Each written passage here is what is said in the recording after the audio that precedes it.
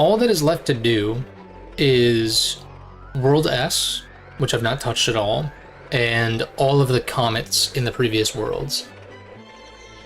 I think it'd be cool to save as much of World S for the finale as possible.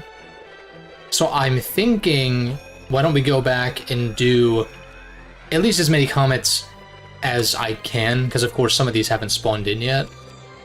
I don't exactly know how comets work in this game as far as like, if I clear these comets, would the odds of these showing up increase? Like, is it possible that more comets would spawn in as I clear others? Or is it a matter of hitting certain comet metal thresholds, like certain specific thresholds to get them to spawn in? I'm unsure, because usually I just, you know, do everything anyway, so I don't really pay too close attention to, like, what triggers what, as far as the comets are concerned.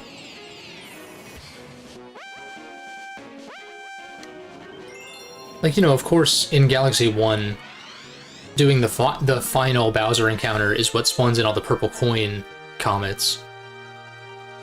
But for these, it could be a purple coin, it could be any number of them, basically. Oh, shit. I mean, it is set, depending on what galaxy or what level, or sorry, what galaxy, specifically. They are set, it's not like it changes from playthrough to playthrough or anything, but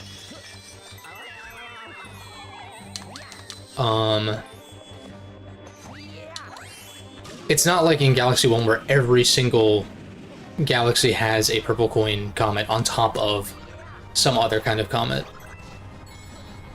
So here we've got like a speedy comet, which is, I think, a little bit more interesting than how they were handled in Galaxy 1, where it was just a timer. Here, obviously, you have like the little clocks to pick up to increase your time, starting at only, I guess, 20 seconds, which is kind of nerve-wracking, because we're like barely breaking even here. Thankfully, there are a number on this planet. I don't know how you do this otherwise, because... And I don't... Like, obviously, I want to get my hits in as quickly as possible.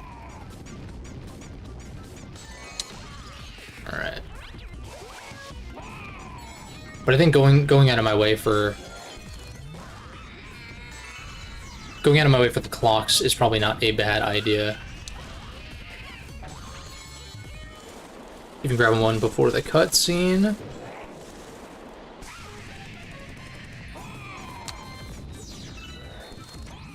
But yeah, I do like how the comets do sort of throw like some kind of remix on top of the usual stuff. There we go. Shit.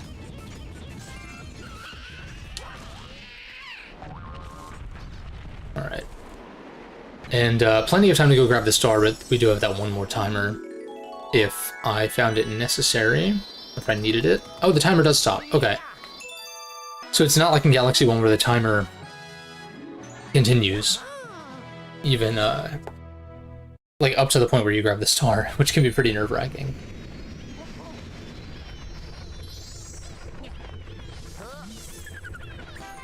But I kind of like these comets as, you know, sort of an excuse to, like, revisit all the previous galaxies one more time. Okay, and it looks like there is at least a chance for more comets to spawn in as I do these, which is kind of what I was hoping. I didn't want to do, like, you know, all the comets that are currently spawned in and then have to double back again later to clean up the rest. I mean, I would do that if I had to, but it seems like it probably won't be a problem. And kind of go world by world. And then, of course, you know, the green stars after getting 120 is kind of like an additional excuse to go through all the old galaxies again, except it's one... There's a green star for every regular star, so it's, you know, 3 more stars in any given galaxy. And even though those are pretty much just, as far as I understand at least, even though those are just kind of hidden throughout each given level. Sorry, I'm trying to focus on what I'm doing too.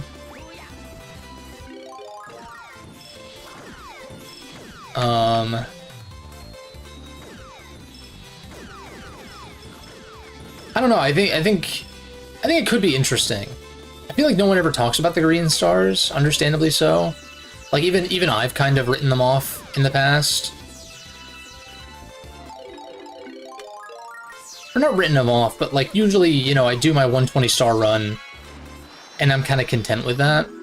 And then I don't, you know, like in the instance here, like originally, of course, the plan was to do the green stars before I realized that they are different than like just doing the typical levels again.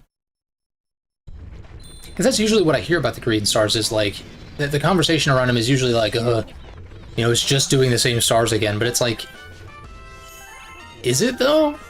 I guess I won't know until I actually do them. But like you're jumping in the same levels, yeah. But they're like hidden off the beaten path or something, or not entirely sure. Yeah, Flip Swap's Comet hasn't spawned in.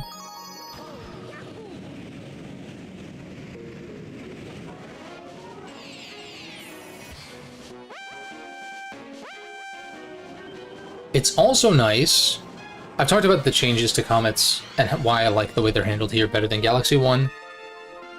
One that I haven't mentioned though is like, in Galaxy 1, if you wanted to do regular stars in a galaxy, but a comet spawns in, assuming that can be the case, like I'm trying to remember if you have to do all the stars, regular stars in a given galaxy. I seem to remember like comets occasionally spawning in on galaxies where I just want to do regular levels and like save the comets for later. And I remember finding that to be kind of annoying, because it like locks you out from selecting a level, like you have to pick the comet. Oh shit. Damn. It's all the stars. No, I know it's assuming you're talking about the green stars. Yeah, there's one per star. But it's not like, as far as I understand, it's not like the same objective, like the same exact objective. As far as I'm aware. I think ignoring those enemies as much as possible is going to be the play here.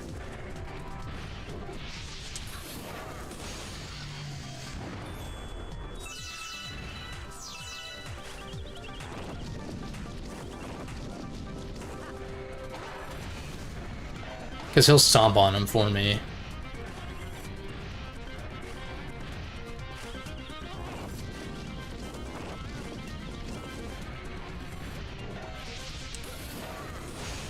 Lit. Piece of cake. Oh, they're pretty easy? Okay. That's good to know. I assume they'll be... I assume a good number of them at least will be quicker than the regular stars. What's up, Space Cowboy? Good to see you. I'm alright. I'm doing alright. You know, finally got a haircut. I was way overdue for that. Not that I think it's that apparent on camera with the headphones on and stuff, but I certainly feel a lot better. That's for sure. Glad that my latest vid is doing pretty well. Nothing crazy, but I'm glad people seem to be enjoying it and stuff like that. Got lots of comments on it right away, which is usually a good sign. Fiery Flotilla speedrun. Unfortunately, Flip Swap hasn't spawned in yet. But I'm not like too concerned with doing them in order. We'll just kind of like go until like if I have to pass a level and have the comet spawn in later, that's fine.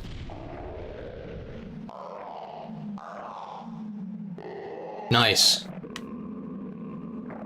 Nice. Yeah, what I like about these games is like 100%ing them isn't like trivial, but it's also not like a many dozen hour experience, you know, like you can feasibly do it. Like you can do it in like a, you know, a feasible amount of time, like a justifiable amount of time. I keep forgetting that you can get hit by that.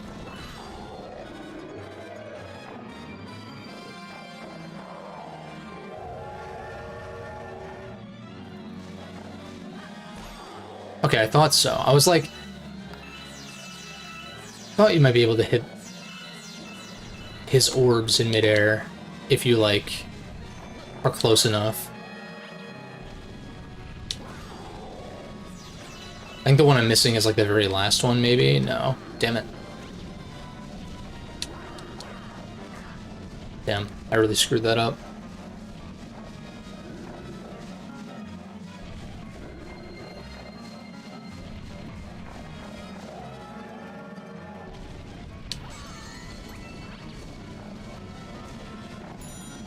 There we go. Beautiful. Oh, without brakes? Holy shit. What's the, I wonder, I know I've said I haven't really looked into, like, speedrun times in this game. Or, like, speedrun strats, even. Or anything like that. But I do wonder what a typical 100% run usually looks like.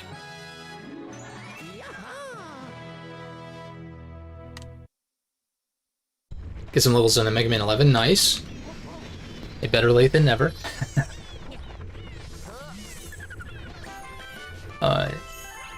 Kidding. But, apparently Monster Hunter Wilds is 20% off. It's weird that it went on sale before the Steam sale, which starts tomorrow, I think?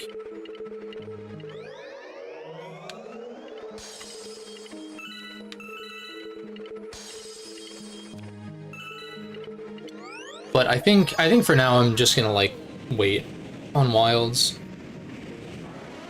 Like, I think jumping in when the expansion drops to have, you know, the full experience would be ideal. Although that hasn't even been announced yet, so just have to wait and see. But I finally finished episode I, guess, so I can do a video on that. I don't think it'll be terribly long. It'll probably be somewhat akin to my output lately, you know, 20-ish minutes or something like that.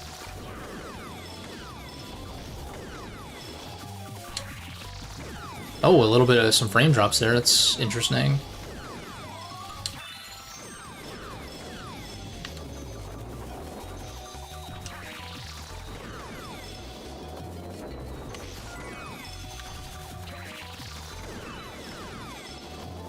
Still got 30 seconds left.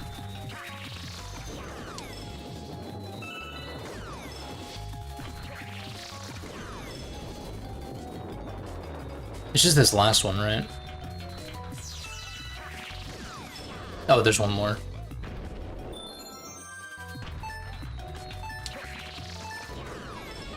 Not too bad. Gotta hop back in there, hopefully the Akuma stuff is still up. Yeah, I don't know, I'm trying to think back. It's been a while since I played, like, World, and, I guess when I played Rise was, like, closer to release. Like, on Switch release. I'm trying to beat this game with no power-ups. Interesting. So I guess, like, yeah, that level... Like, as far as, like, when they're not actually required, right? Still get World 3. That's fair enough. That's fair enough. That is kind of a fun little sort of challenge run idea. Though, you know, I do think you ultimately do end up running into roadblocks where it's like, well, this level's kind of designed around this power-up, you kind of have to use it, but... Then again, I guess you just skip those levels, right? Like, that's kind of the idea. That makes sense. Okay. I'm so used to, like, always playing these games for 100%, because I find that to be, like, more fulfilling than like a standard 70-star run or whatever it would be. I guess it'd be less in these games' case, but yeah, that's an interesting idea.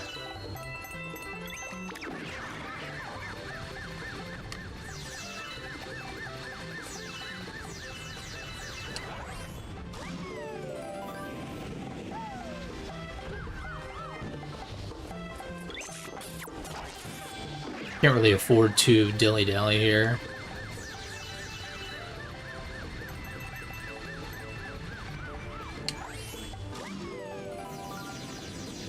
Try to rack up as many Starbits as possible for that last Hungry Luma. Then again, I've got a good ways to go. Like, at least the last Hungry Luma is, like, really, really far into the last world.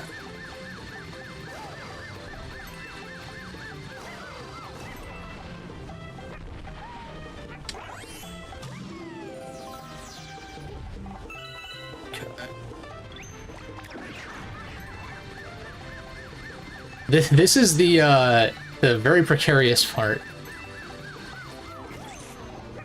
Okay. This is basically like if you get hit, you're dead, pretty much. Thankfully, these meteors seem to spawn in pretty friendly locations overall.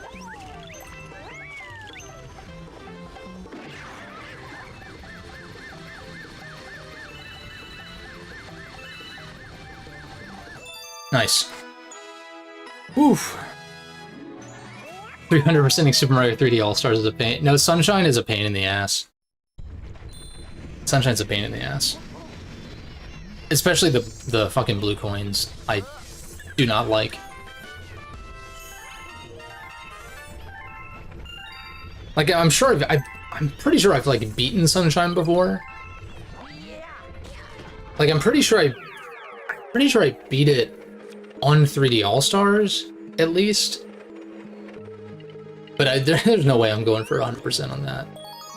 More power to you, though. I feel like 64 is probably more manageable, but even then, I don't really care for the 100 coin stars there. Which I guess is also in Sunshine, to be fair. Lava Layer Speed Run. Are these all speed run levels, then? All the castles, maybe? Pretty sure one of them's purple coins, maybe, but I do not remember.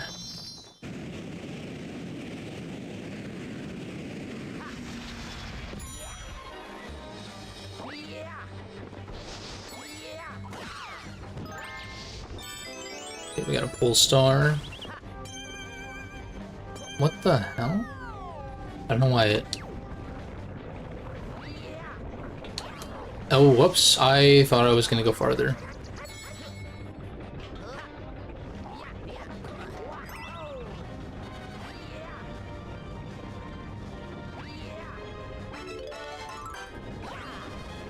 It's like, yeah, I'll take the extra health just in case, especially because I am on a time crunch, so if I have to damage boost a little bit, I will.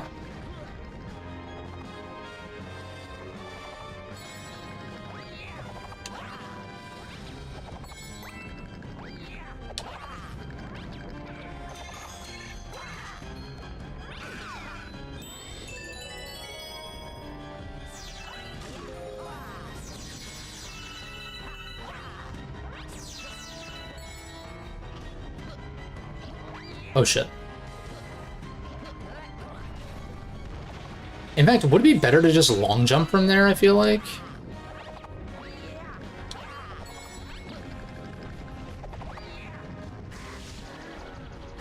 It's unfortunate.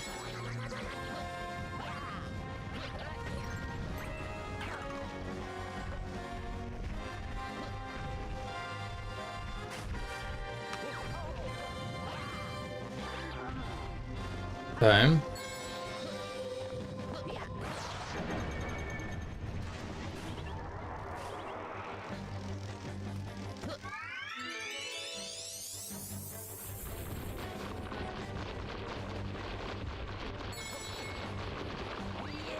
Oh, I know what I was gonna say though. I don't remember how much. Like, I'm sure there are like timed events in Monster Hunter. But I know, like, some of the crossover stuff is accessible, typically, I don't know about indefinitely, but, like, certainly for a while, I think? But again, it's been a while, so I don't...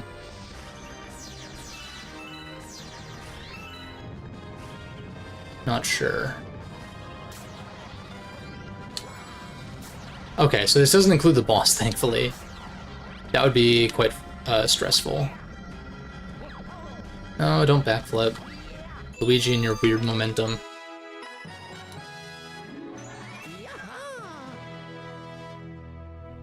Did it on OG console before? Nice.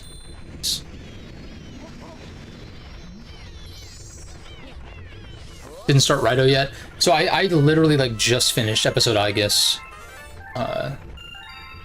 since last time. So I'm hoping to start Raito tonight. But I have already bought it. Just got the standard edition. None of that day one DLC stuff.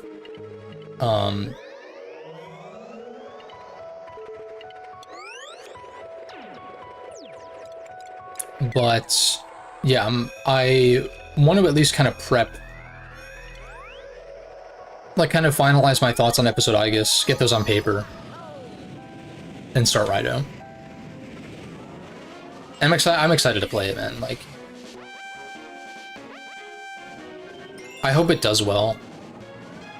You know, I talked a lot last time about, like, well, I don't really care so much about, like, how much a game sells necessarily, as far as, like, trying to use that as a barometer for quality, or, like, whether someone's opinion is wrong, quote-unquote, or whatever. But at the same time, in this instance, it's like, I want it to sell well because I want Raito 2, and I want a Raito 3 would be, like, awesome. That would be sick.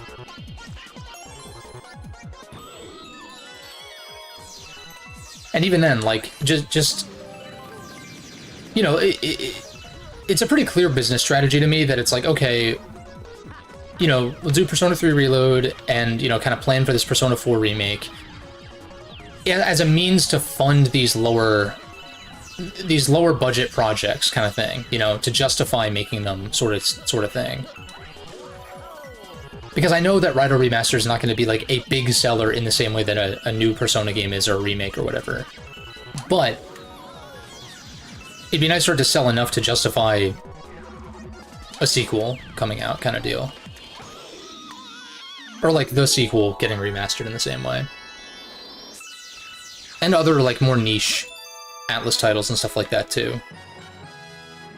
Mega 10 in particular, but like, you know, there's like a million Megami Tensei games that have never been localized before, let alone ones that are like stranded on old systems and haven't been brought up in any way, you know? So it's like that was kind of my consternation when it came to Persona 4 Remake happening so soon, but then again, it's not too unlike the original Persona 3 and 4's development, where, like, you know, P4 was built on the bones of P3 in a sense, like the same engine and all that. Same, like, pretty much the same enemy types and all that for the most part, too. So it's like, to an extent, a lot of the heavy lifting was already done back on PS2, and I think the same is kind of being done here. And so it makes sense, but it's like, well, it'd be nice to see some of the other games that, like, aren't already available get the remake treatment, or at least, like, get released at all. Get some of the limelight. Like, 3, I think, was justified. And I'm glad that it happened.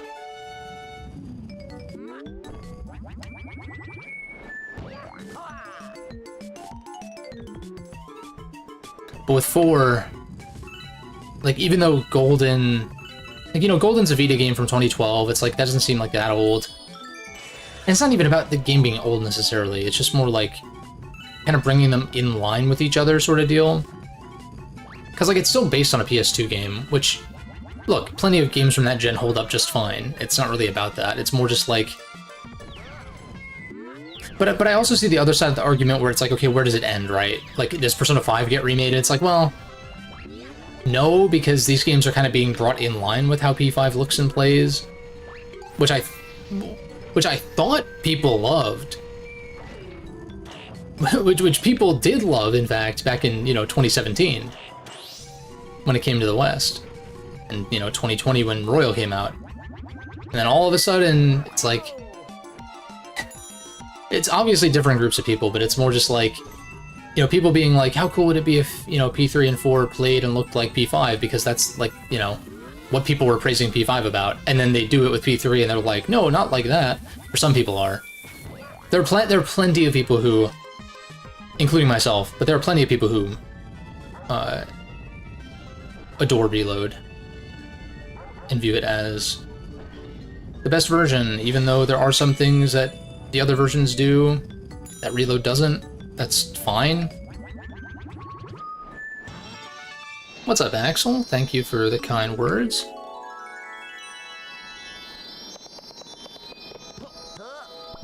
But yeah, like, the P4 remake is obviously a ways out. So I actually got a comment on my like Atlas remake sort of speculation video, talking about how it's like Persona fans kind of need P6 right now, sort of thing. And it is weird that we haven't heard about it. It's just more like, I think P6 could still happen before P4R, like, come out before it.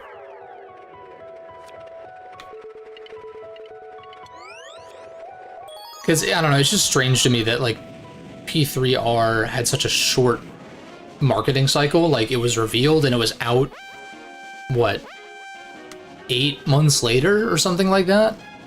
Like, not even a year later, it from reveal to release. I don't think that's going to happen with P4 Revival at all.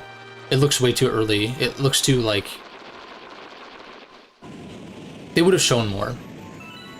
And it would have looked better. It's, like, very clearly early. Maybe not, like, early on, but, like, it clearly has a ways to go. Whereas Reload was in kind of, like, that final year of polish by the time it was revealed.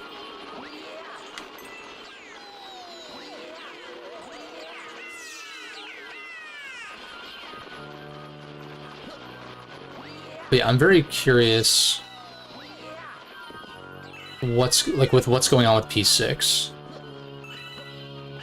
Like, I just want to see it. Like, even if that game is not going to be out for another year or two, I'd say that's kind of crazy, but, like, if that is just the reality of it, at least, like, show it, you know? They're far enough along on it, certainly, to where there's no way it would be another P5 situation of revealing it way too early and then not actually seeing it come out for years and years and years. At least I hope. Plenty to play in the meantime, though. That's for sure. But it's also strange, because, like, Atlas usually has... Like, now I guess, like, P4 Revival is, like, on... It's on, like, we don't have a date for it or even, like, a year, but it is technically, like, an Atlas project that we know is happening, but it is strange for Raito Remaster to be the only one with, like, a date for this year, you know? Because they've been doing, like, multiple releases each year. I'm trying to think back, like, obviously 2022... Like P3P, P4G, and P5R all made their way to whatever platforms they weren't already on.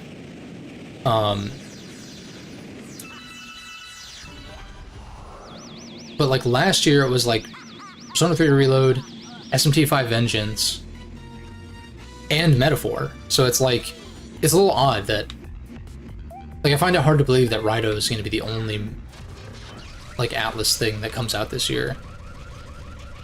But I'm also like, if P6 were to happen this year, I would think that it would have already been announced. But I don't know, who knows? Maybe Game Awards, it'll get announced for Maybe at the Game Awards it'll get announced for the spring. Oh shit.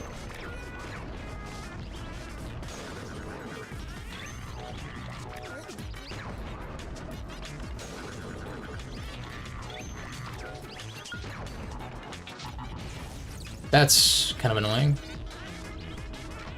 I've got to be very careful when he starts doing the multiple shockwaves towards his last phase, though. Okay. Maybe I should go for the back first? No, because I have to hit Bowser Jr.'s, like, the cockpit as well. But this is, like, undoubtedly one of the harder Daredevil runs. Yeah.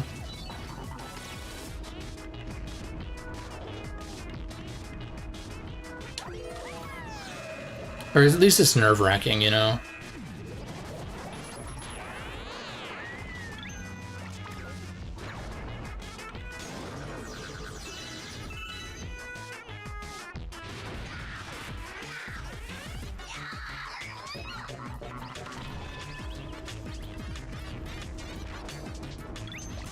I think I just get rid of this one.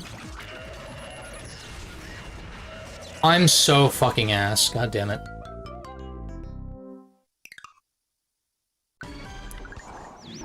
I played Mario Party Island Tour. I have not. Honestly, I haven't played a lot of the Mario parties. It's one of those series that I haven't, like, you know, sort of gone out of my way to play most of the entries.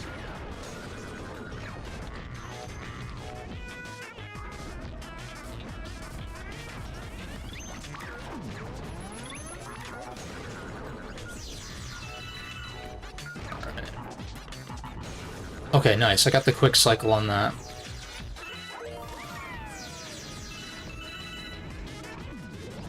Yeah, the cockpit phase is what, like, sort of consistently screws me up.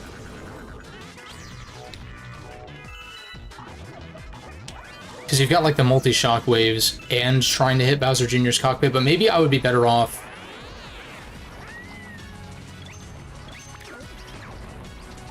Ah, you ass. Okay. Maybe I would be better off, like, just jumping over the shockwave and trying to hit him after, maybe? I don't know how feasible that is, because the bullet bill might blow up in Yoshi's mouth and kill me. Like, I do think just getting rid of this first one is correct. Okay, that also works, just shooting it early. That makes sense. We get rid of you.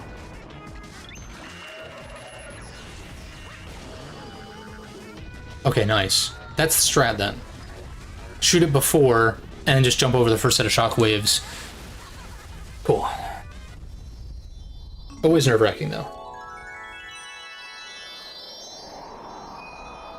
Most confusing first time fighting it. No, for sure. Like, until you realize you have to go... Like, there are weak points on the back.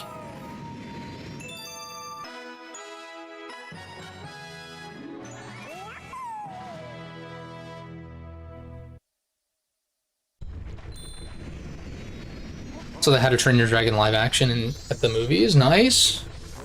Nice. I actually forgot or didn't realize that was actually happening. I don't really pay too much mind. I hope you enjoyed it, for what it's worth. That's like kind of a blind spot for me, those movies. Like even like just the original animated features or whatever.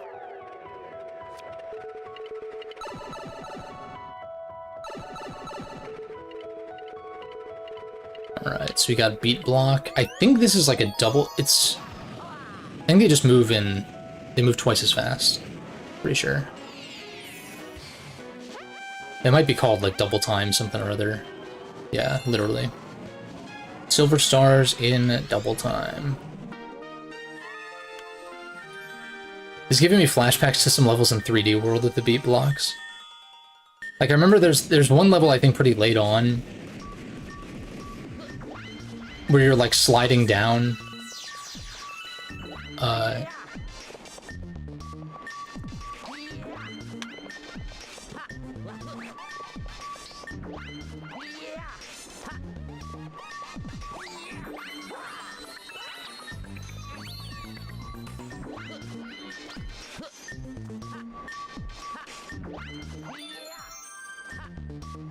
Shit. Oh shit. Whoops. This we hit the checkpoint.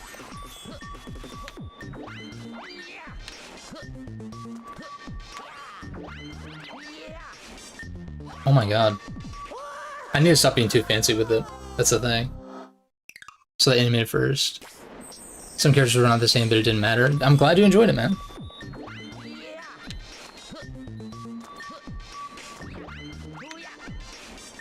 Shit. Oh god. I feel like the play is to try to skip. It's just so tricky at this first part, I think.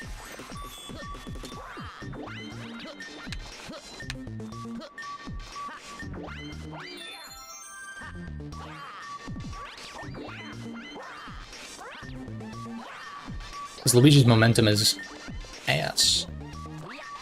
There we go.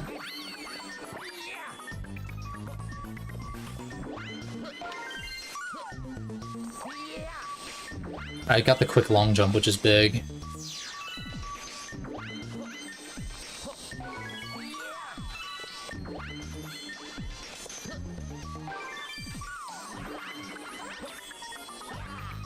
Just gotta be patient with it.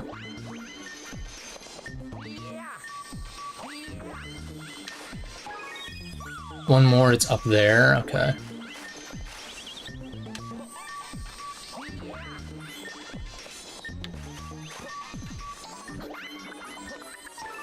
Alright, I'm pretty sure the beat blocks stop when the star spawns in, which is good. These little bite-sized challenges. Make sure I don't skid off the side. Blitz.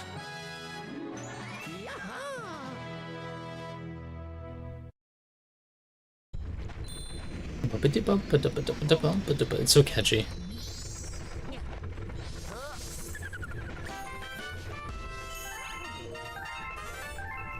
Alright, 75% of the way there. On the normal stars, that is.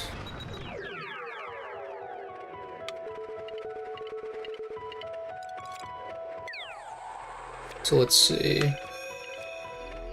Still waiting on one comet to spawn in. That's right. Comet spawned in here, so we can go back and do puzzle plank.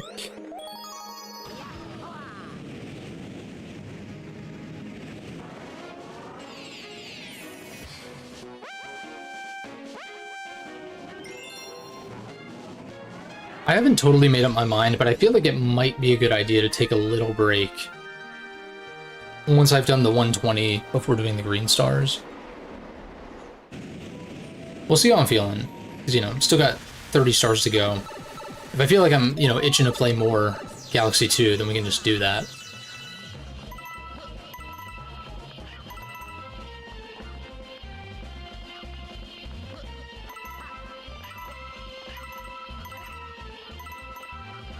Oh shit.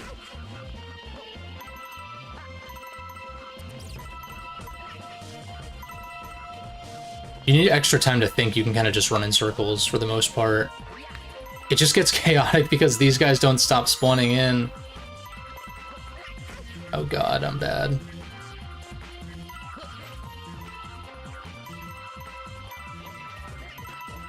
It's like trying not to cross over too much. I think...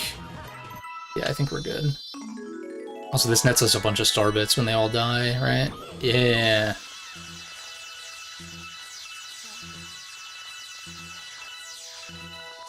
We take those. One of your favorites? That's a cool one. I like how they just don't stop. They don't stop spawning in. Super Mario Origami King is so easy when you're replaying it. Wouldn't know. I'll take your word for it, though.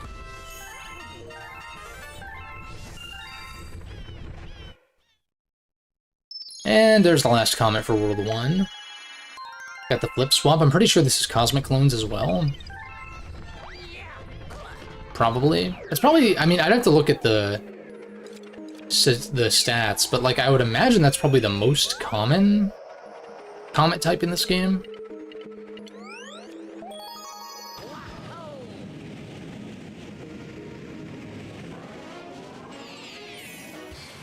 Although I will say, even though I don't really care for the purple coin comets in Galaxy 1, or at least most of them, well, I was gonna say, like, at least some of them are, like, you know, new areas, or, like, you're doing something new on them kind of thing. But then I thought about it, and I was like, well, Honey Hives is just go find 100 purple coins in the regular level, and I'm just kind of like, eh. But, like, those were kind of specifically the ones that I didn't like, or that I don't like. Whereas the ones where you're on a timer and there are more than 100, I find to be pretty fun for the most part. The Polestar one is tricky, though.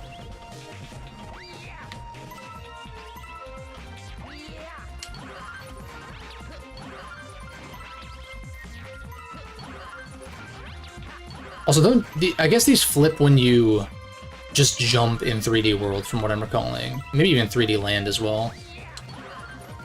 Because there's no spin, of course. Take these. I'm just gonna play it safe here.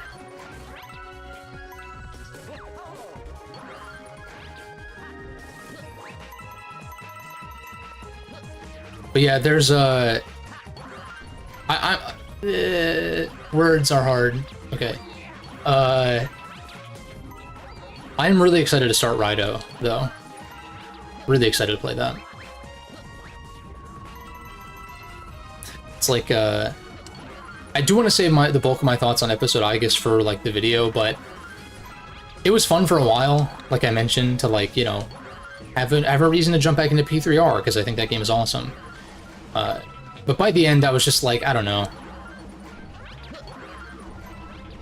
At the end of the day, like, it is, you know, a retelling. I just fucked it all up. At the end of the day, it is a retelling of the answer, and I've never been fond of the answer. I mean, I know it was called episode Aegis in Japan to begin with, but...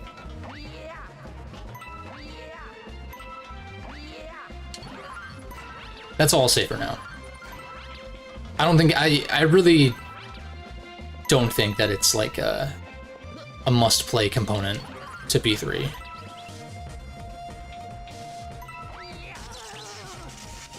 Ah, shit. Well, at least that was an early death. Might just be the level... No, yeah, it can be tricky because what I like about these levels, not that there's that many of them in this game, but like when this gimmick comes back in 3D Land, 3D World, whatever, I like it because you have to plan out your jumps a little bit more deliberately. But like in this game's case, you know, the spin is kind of your failsafe, like your sort of extra, like, I messed up kind of card. And so you have to, like, kind of plan where you're going to be when you're going to use it, in a sense. Alright, I can at least recover, like, see, like there I can recover back to the red platform, even though that was a mistake. And, like, here I don't want to spin unless I can specifically make that jump. Why am I so bad?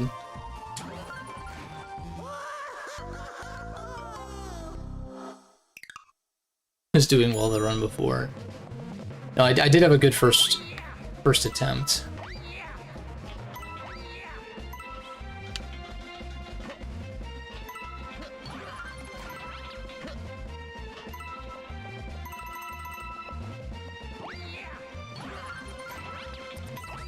There we go.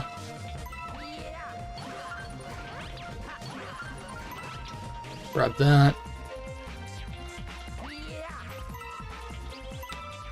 Like, you really cannot afford to overshoot your long jumps, because if you do, you will, or at least for me, like, it's like I'll try to spin, and then that's where you mess up.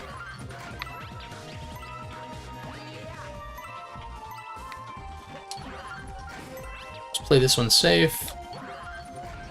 See, it's levels like these, though, where I'm like, maybe speedrunning this game would be kind of lit, though.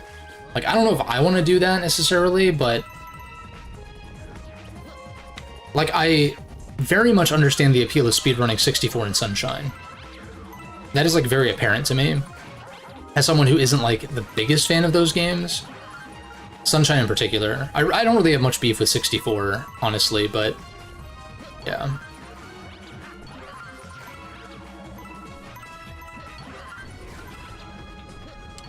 Yeah, because the tricky part of this level is, like trying to keep the chain chomps from messing up your day. And it's tricky because until they've, like, fully fallen off, they can actually get back on the platforms, as you saw, I think, on my first death.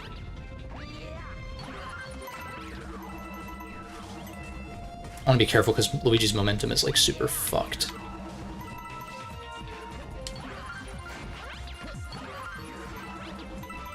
So if you start spinning in circles, it can be a little bit of a dangerous thing. I will simply double back for this one. Just don't spin. Okay, we're good. It's still, like, even if these don't take me a ton of attempts, I'm still, like very focused and engaged. It's cool.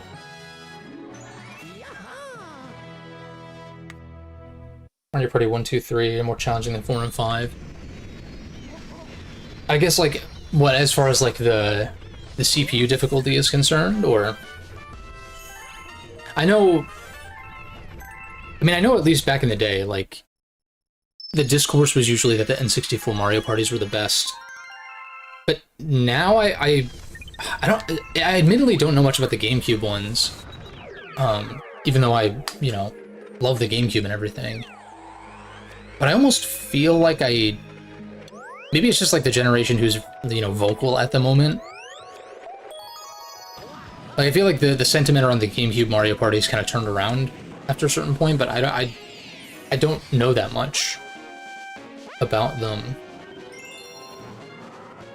Also, I am one death away from a game over, so maybe I should... Oh, well, this is just like there's no checkpoint here anyway, so it's not going to end up mattering. This is a good one, though. From what I'm recalling, this is a tough one that is quite fun. Yeah, so a game over here doesn't matter. On one of the ones with a checkpoint, it would, of course. Also, is this one of those where there's only 100 coins, or are there more? Because I just missed 3.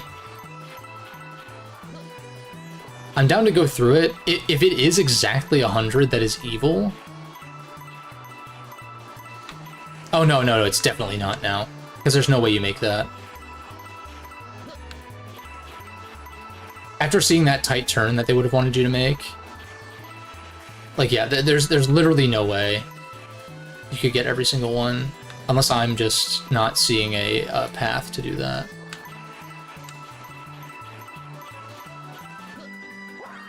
Okay, thankfully you can still spin, that's right.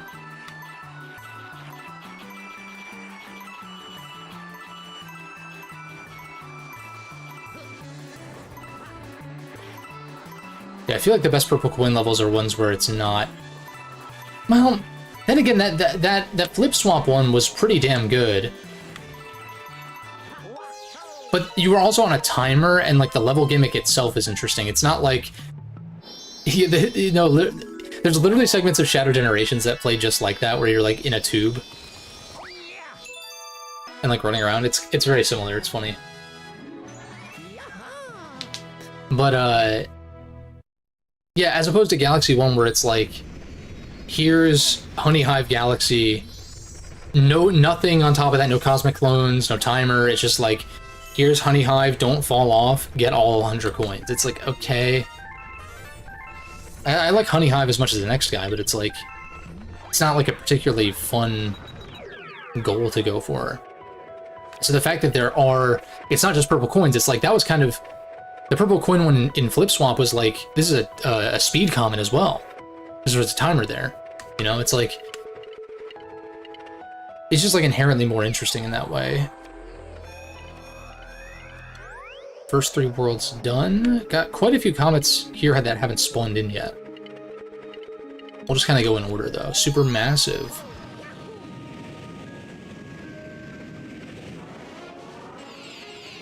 Ever play the Mario sports game on DS? Yeah, is it Hoops 3-on-3 that you're thinking of? I don't think I ever played it, but that was a game that like I had on my radar for some reason. But I think, well, okay, the reason was probably that Mario had never done basketball before. And then they did Sports Mix. They did Sports Mix on Wii, and didn't that include basketball? I don't really know much about that game either. I've kind of wanted to dabble more with the Mario sports games that I haven't played much of. Like, I haven't played much of Strikers.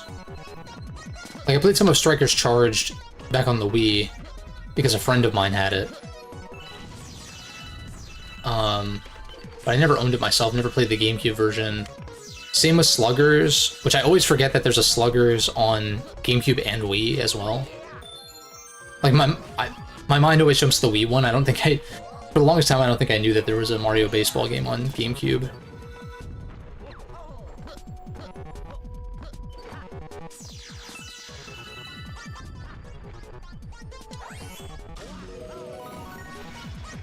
Is there going to be a timer to get more?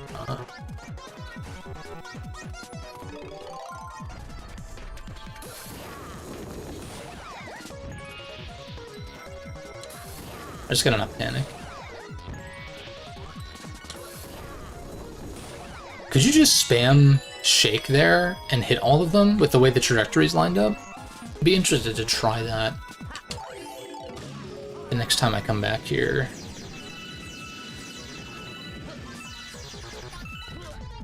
Oops. Like, I feel like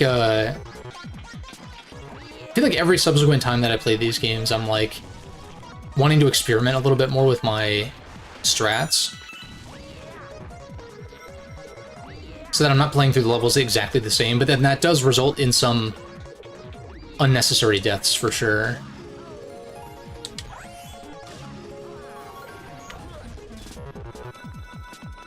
Oh god, this is like kind of a tight timer. I don't even know if I want to risk... What did I just say?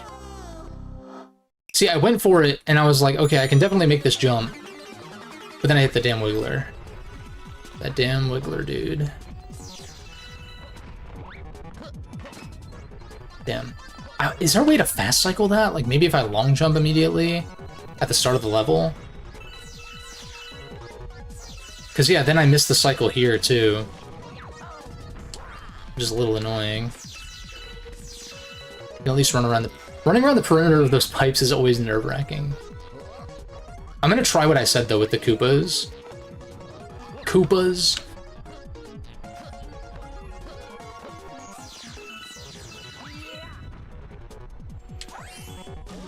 Because it almost seems like if you just spin as soon as you can after hitting one, then it might actually line up in a nice way, maybe.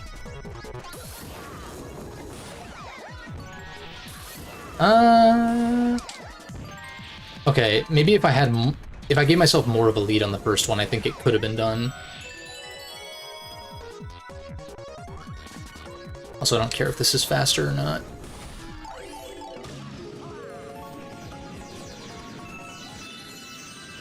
Not a bad spot to get some extra star bits, though.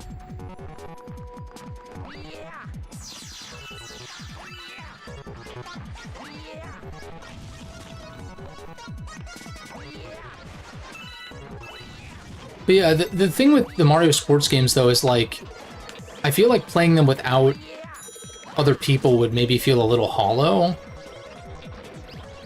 Which is kind of what I'm... I mean, I guess they'd be worth checking out, at least. Just messing around with it at the very least. I'm gonna wait for this one to pass. Yeah. It's like perfect long jump distance. Again, just like kind of bad cycles.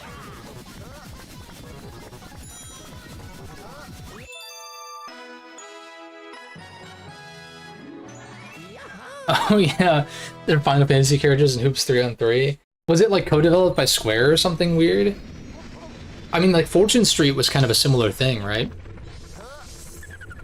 But then again, I think that's like a franchise in Japan, or maybe it was originally Dragon Quest themed. And when they brought Fortune Street over, they made it Mario themed, maybe? And so you have Dragon Quest stuff in there too? Something like that. What do you think of Birdo? I think Birdo's an interesting character. I think it's a nice... It's like... Including Birdo is like a nice little reference to, you know, Mario 2 USA and all of that. It's kind of interesting. Although we're, like... I know it's sort of a meme in some circles, but like, where's Wart? Like, bring back Wart or like Mauser or somebody, like, you know, bring back somebody new from SMB2.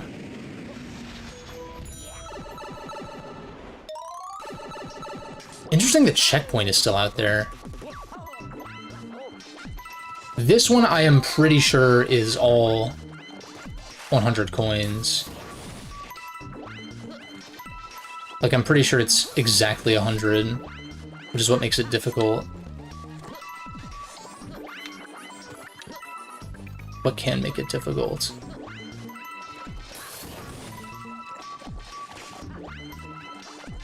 I'm gonna wait for this cycle to just grab these two.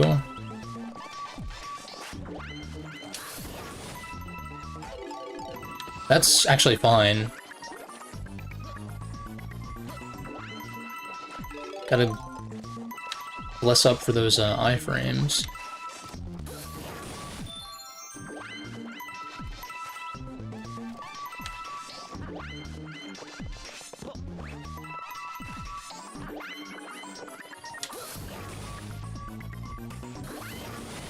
Got the quick cycle, which is nice.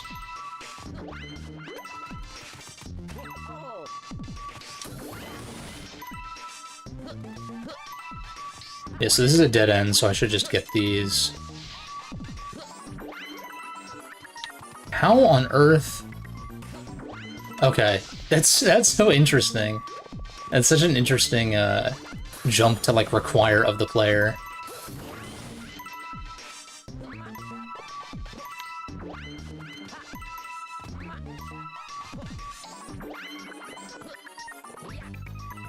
Okay.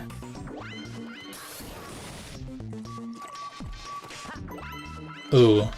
Did I just screw myself out of these?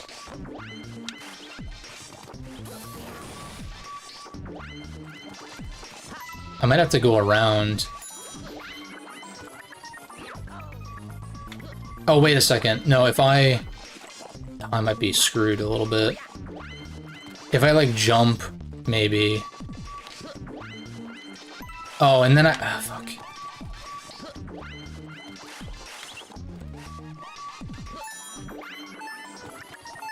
I can't get rid of this damn thing, that's the thing. Yeah, that's a bummer.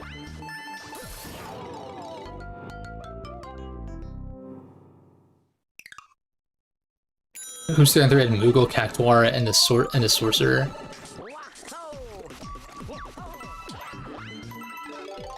Fuck. I wanted to see if I could...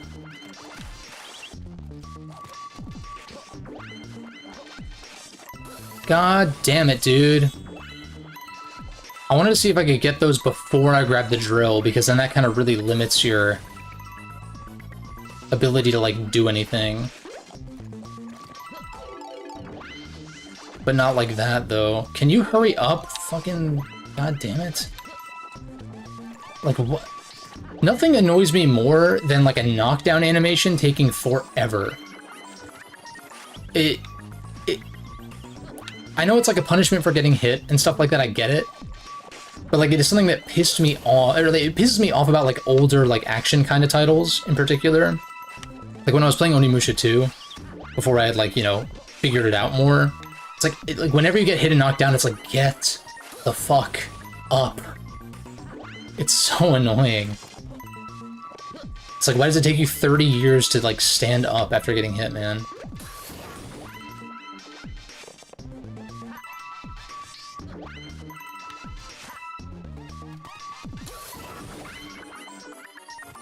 Okay, so we know the trick with this one. I guess I can triple jump, that's true.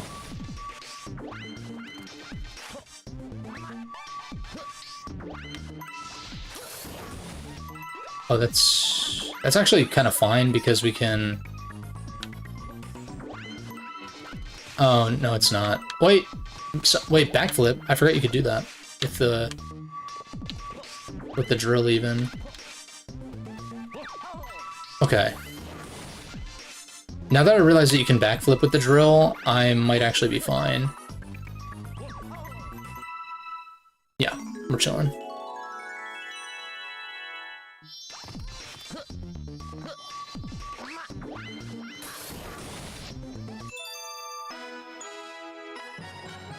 Ooh. I do feel like it's easier to do some of these maneuvers with Mario. Because, like, I genuinely feel like Luigi does speed up slower. So, like, whatever speed you have to be at to actually initiate a long jump or a backflip, it, like, takes, like, an extra second longer than I'm used to. Because you got those slippery feet.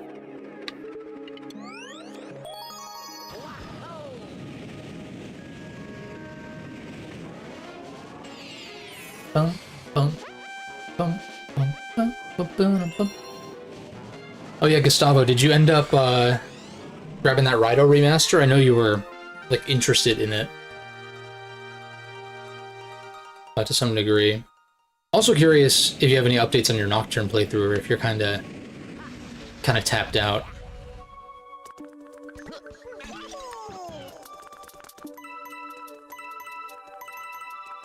So no timer here. But we get to use the glow fruit, which is always fun. The thing is, like, I did kind of slander the glow fruit in my Mario games tier list. Like, I kind of mentioned it as being, like, the less interesting of them. And I think that is still kind of true. Because it, like, has to be in this specific kind of level. Whereas the pepper and the balloon are in, like, a wider variety of levels.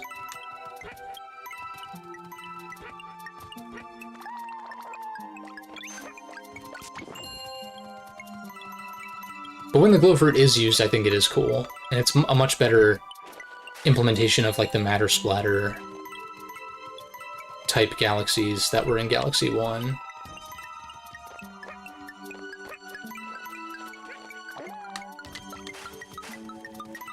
But I don't actually need the fruit for this, though.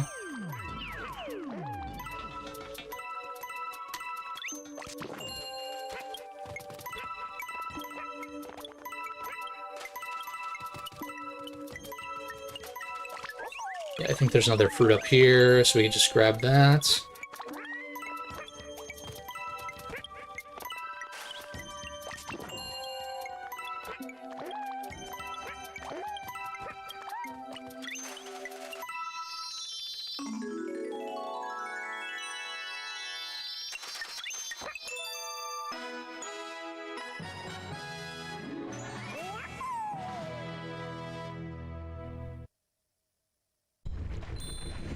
I guess it says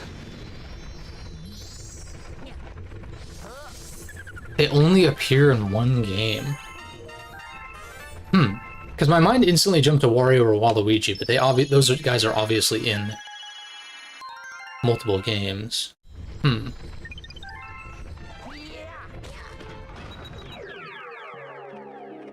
would that would probably be in a spin-off if I had to guess, or like not like a mainline Mario game, like not like a platformer, I would assume, because I feel like I would know that. So then if it's they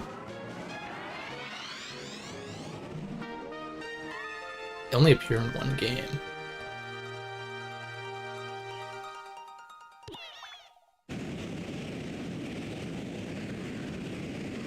I don't know if I know the answer. Like, I don't know if I'd be able to answer that reliably. Oh, shit, I missed one.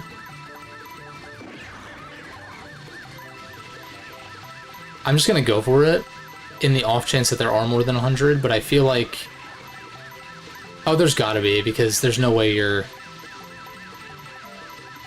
hitting the 3 wide all the way through. Yeah. Yeah, we're chilling. Oh, I guess you can hit the 3 wide ones, but it requires like a really precise... It have to be like dead center.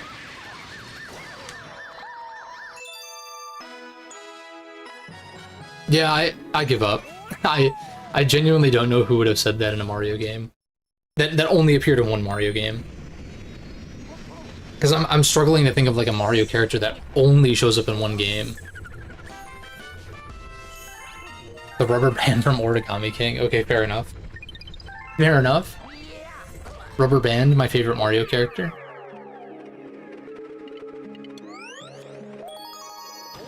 It's so weird what they've done with Paper Mario, with like... just like draining all the personality from it, kind of thing. I'm sure they're still fine, they're still fun, people enjoy them and stuff. Not trying to slander necessarily, but it's more like...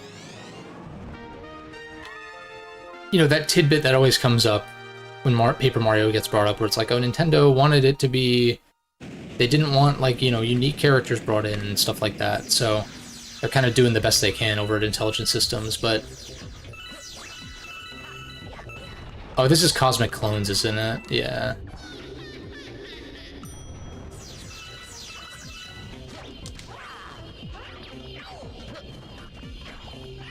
I'm kind of bad for that.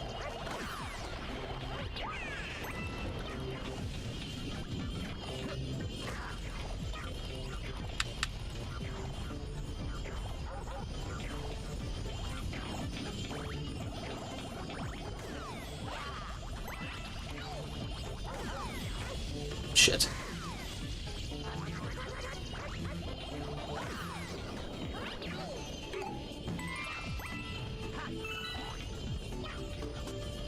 Oh, I might have just screwed myself by stepping on the fucking thing.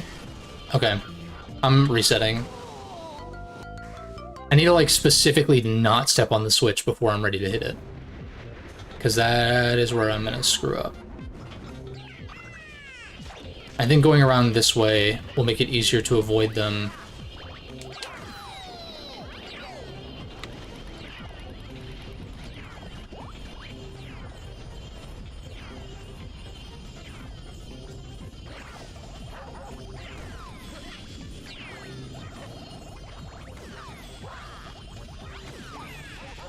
Fuck you. God damn it, dude. Are you serious with that shit? Just like barely didn't have it low enough. Okay. We're chilling. At least they stopped spawning in, so we're chilling.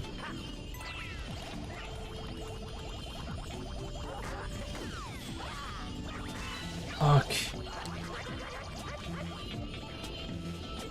Alright, so I need to like...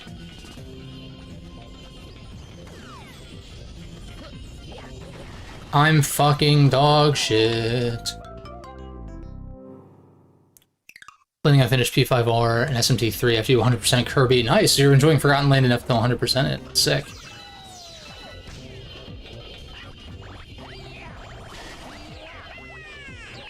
Also, I guess I didn't realize you didn't finish P5R quite. Or maybe you just didn't do the 3rd semester or something like that, maybe? Alright, we take that.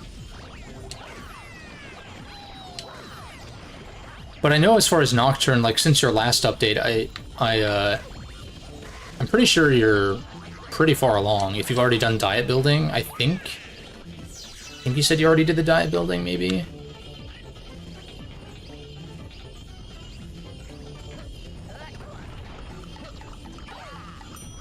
Okay. Yeah, we're chilling. That is a tricky one, man.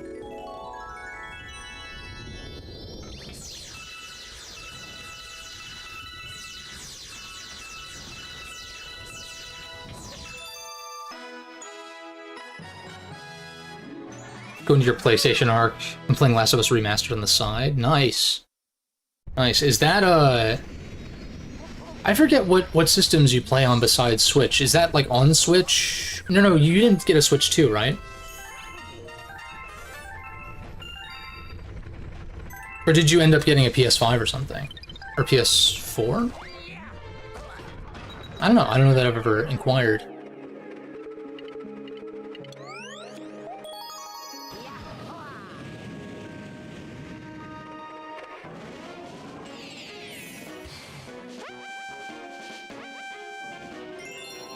Yeah, I'm currently looking forward to what that Steam summer sale might be looking like tomorrow.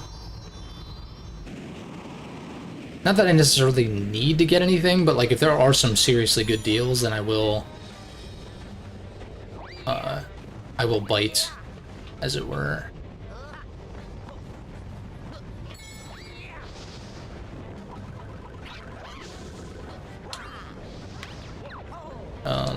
Not what I meant to do. I don't think I need the extra health, probably.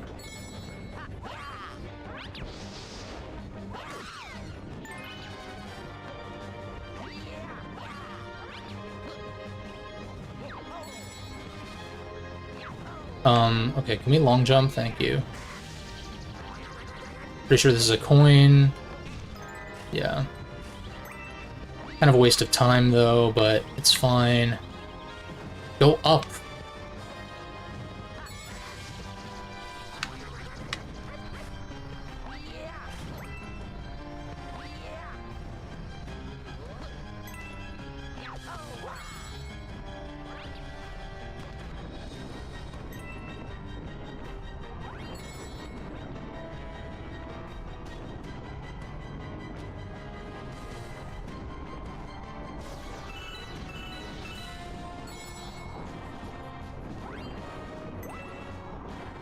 Okay. I like hear the star, that's the thing. I'm actually dog shit for that.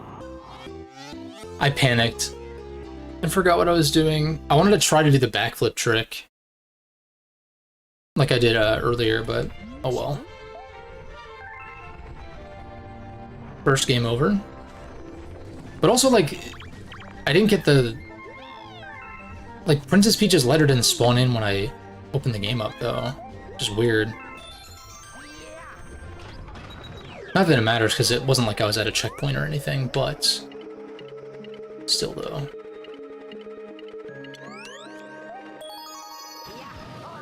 Oh, your cousin gifted you a PS4 not long ago. Nice, for P5R.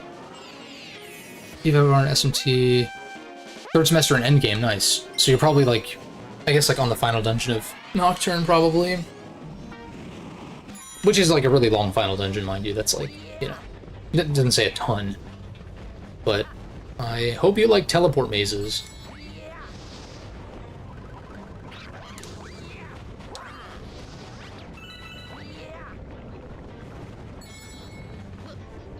That's the one thing about Nocturne that I am not, like, particularly fond of as far as dungeon design is concerned. Like, the over-reliance on teleport mazes. Because I think, like, the genuinely unique dungeons are, like, really cool. Even if they can be frustrating as well, like, you know, the Amala Temple and shit like that. Among others.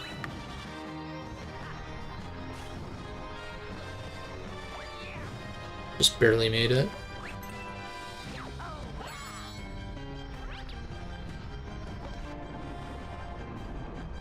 Or maybe I think I'm actually just hearing the timers, right? Because they emit a similar sound to the Power Star.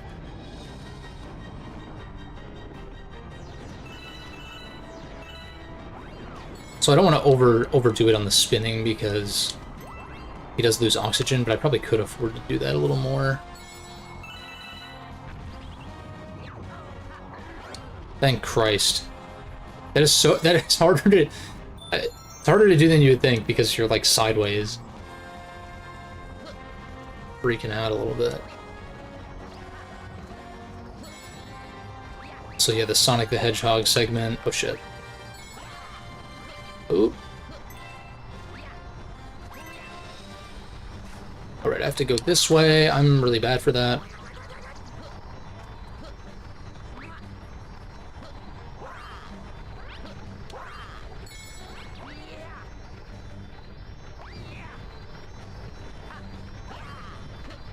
Okay, we're chilling. That's sick, though. That obviously opens up, like, a whole cavalcade of other games that you can play that aren't on... that aren't available on Switch.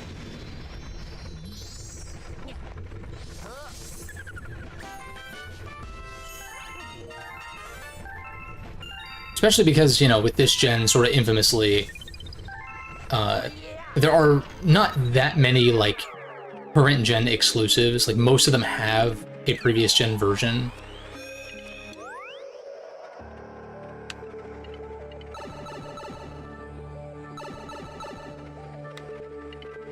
Like, my mind jumps to, like, RE4 Remake, Persona 3 Reload, I think, is on PS4 as well.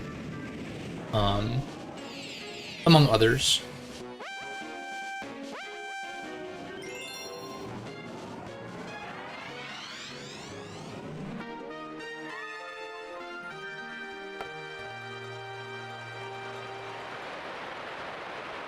If I became any Mario character, what would it be? I'm gonna do this more so from a... like, characters that I like more so than a practicality of it. My mind instantly jumps to, like, the different types of enemies.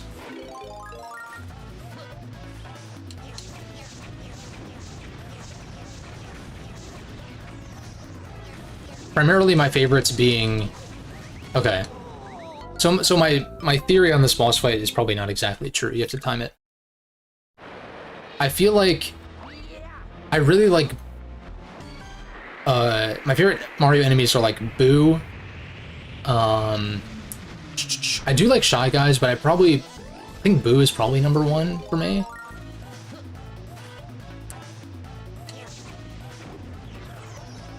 Yeah, we'll just like try to dodge these, I guess.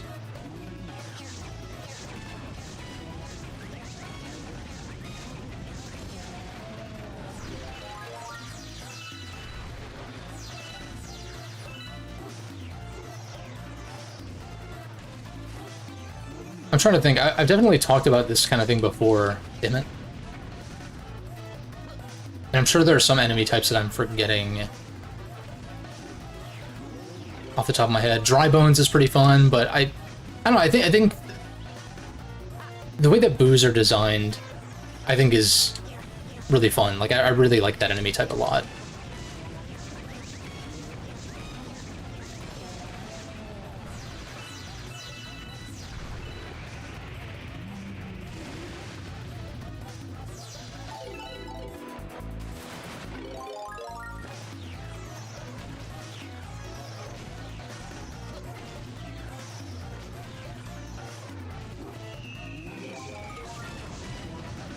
Shit.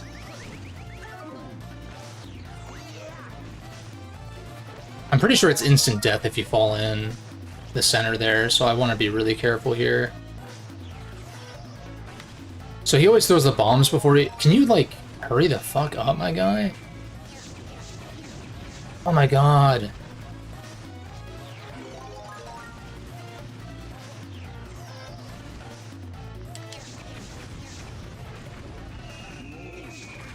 I'm a dog shit, dude. Damn it. No, that's totally fair. If you were to nab Parido, just keep pushing your other Atlas games back. No, that's fair. That's fair. You might as well go ahead and finish up P5R and Nocturne first.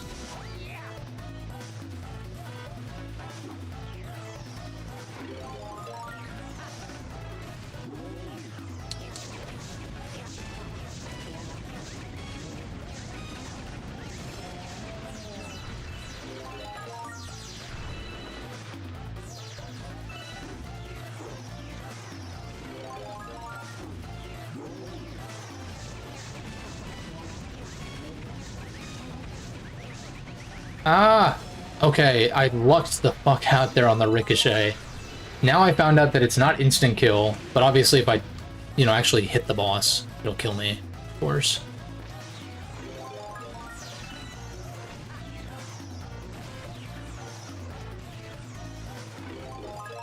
My thing is the bombs!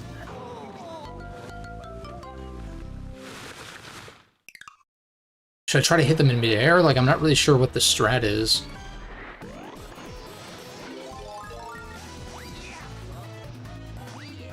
Also, I hate that you have to wait for him to be vulnerable. It sucks. It's not like some of the other fights, like, you know, you think about, like, the Beetle. like the beetle fight or whatever it is, it's like, yeah, you kind of have to wait for him to be vulnerable, but it is still like on you to find that window, whereas here it's just like, it's just that typical shitty boss design in many different types of games where it's like, wait for his weak point to show up. Well, meanwhile, you're not really doing anything interesting in the interim.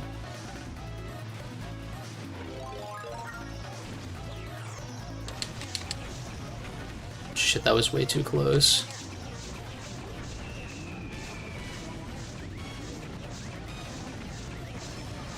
Okay, finally. It occurred to me that if there's no way to, like, avoid the bomb. Like, if the bombs had a radius that would hit you if you were in the middle, it would be impossible. Like, straight up. Favorite Mario character usually comes from who you meet in Mario Kart. That's fair. Yeah. I'd say I'm largely the same. Although part of that also comes from, like, the few Mario Party games I have played.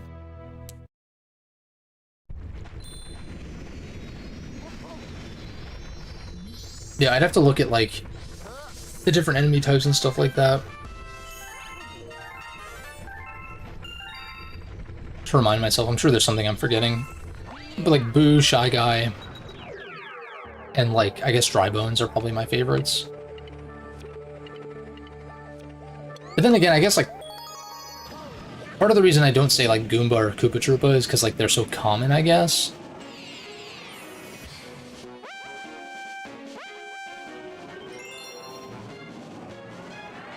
But, like, you know, my favorite partner from Paper Mario 64 is Bo. Bo the Boo.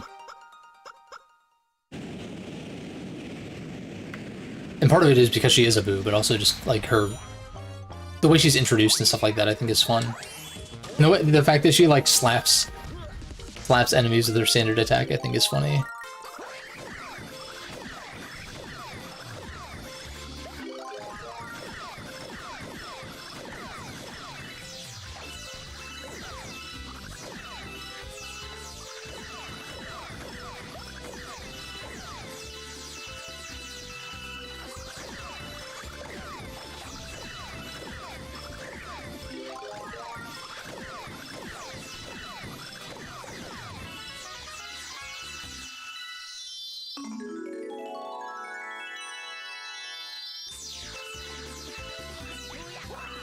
This seems like a decent one to farm star bits, I guess. Probably the bowling one's still better, though. Because at least with that one, you can, like... I feel like it's quicker to just get back into the next cycle kind of thing.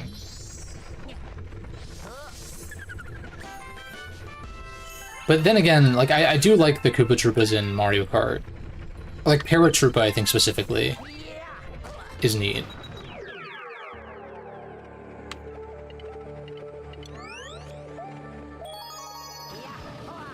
Please don't tell me this is a Daredevil run.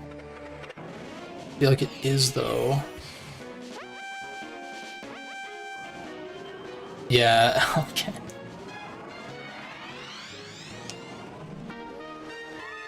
Is this one where they put you right at the boss, or I think I do have to do the entire level? That's kind of crazy. Yeah, wow. Like, no checkpoints or anything. Then again, like, I don't know, I'm gonna jinx myself, but, like, I did kind of school this boss.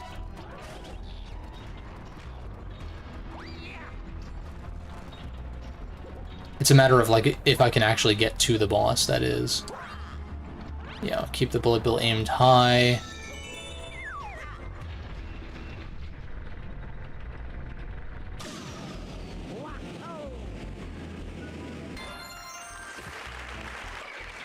I only have one star bit, which is unfortunate, but we can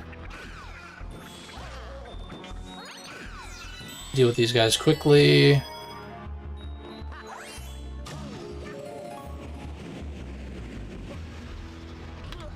But wait, there's more.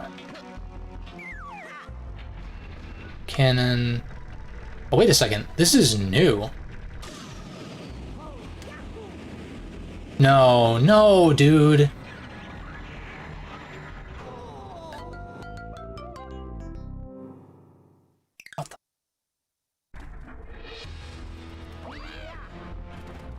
Oh, right, I have to... Yeah.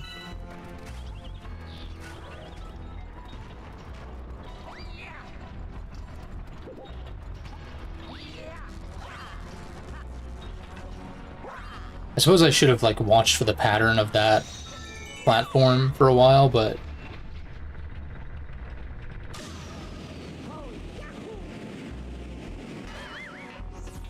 Missed the bullseye this time. Somehow dodged all that. I don't really know how. We take those. Launch star. And yeah, isn't this... This is new, like the poison thing. Like, cause last time it was... I thought the first time it was like a lava thing, like the platform's passing. Yeah, this is definitely different.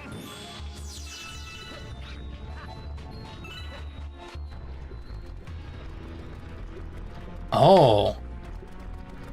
Yeah, look at this. I do remember this, though, from like my previous playthroughs, but like...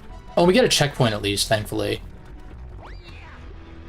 That's really nice, actually. I typically assume...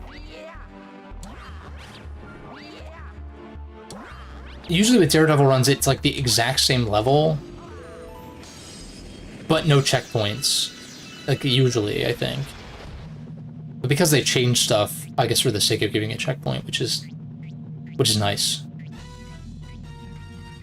If I had to guide that bullet bill damageless, every single time I die to like this boss specifically, I would probably be pissed.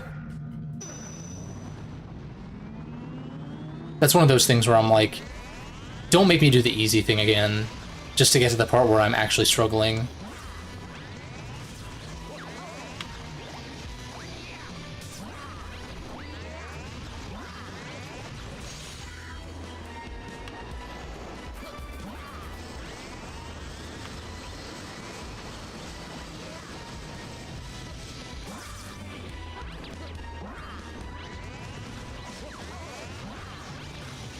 Shit. I do need... Alright, we're actually chilling.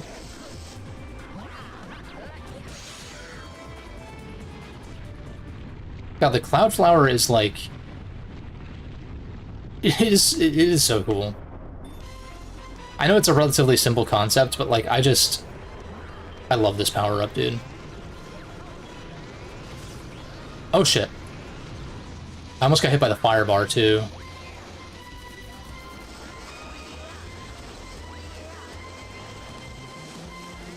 Yeah, I'm like, where's the fan?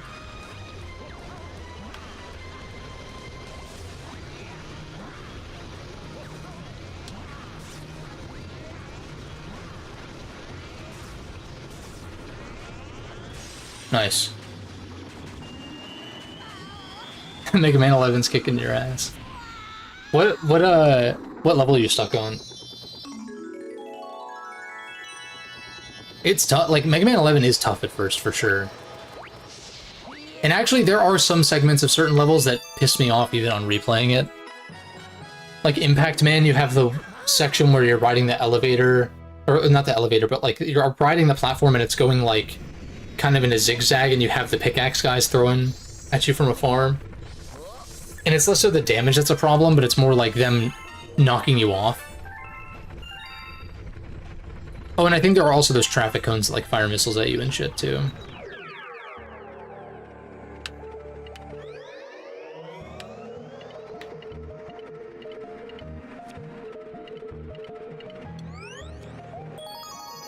We're doing Blockman, it's not even that hard.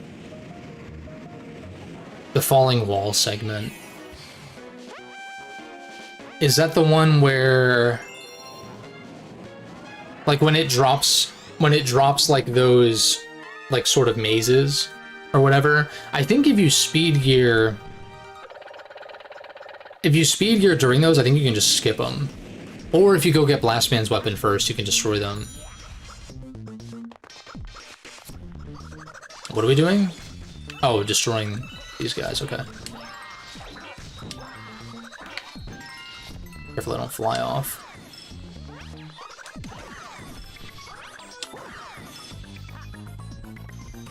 Thankfully I can use these enemies as a way to see where the platforms are.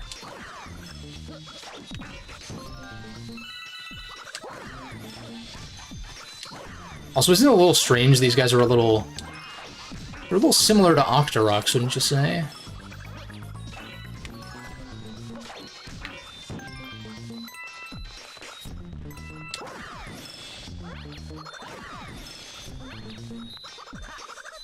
Shit.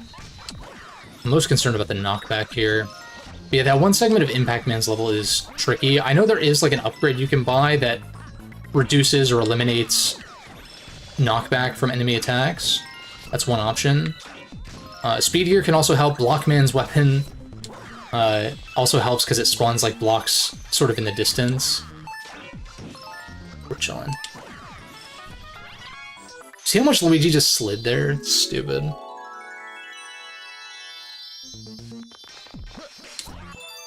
What's a manageable level in Mega Man 11? Like, where do I guess I usually do Blockman first? But what have I done otherwise? I feel like Acid Man's level's not too bad, with the exception of that one jump near the end. That honestly looks a lot harder than it is, where you have like spikes. It's like underwater physics, but you have spikes kind of in like a reverse arc or whatever, and you have to like jump through it. But it's not as bad as it looks. In fact, it's funny, there's an upgrade where... So like Speed Gear normally slows you down and everyone around you. There's an upgrade, quote unquote, that makes it so you can move at full speed while everything else slows down, which is useful in some cases. In other cases, not as much, if you're trying to use Speed Gear to like react to something faster or something. Like in the case of that jump. The Fuse Man. So Fuse Man...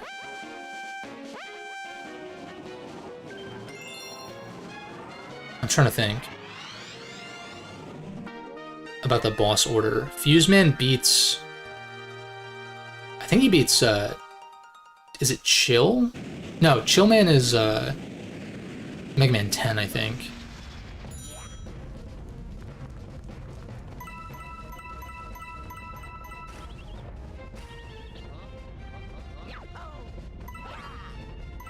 Tundra Man, that's what it is. I think Fuse beats Tundra, which beats Torch. I don't want to give the whole boss order away if you don't want to know it, but... Honestly, Tundra... I'm not really remembering Tundra Man's level being that bad either.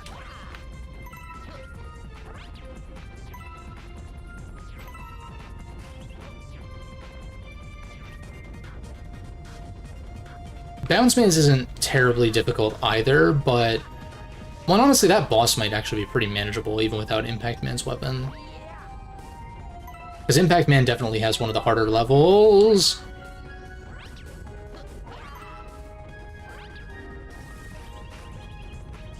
Oh, shit.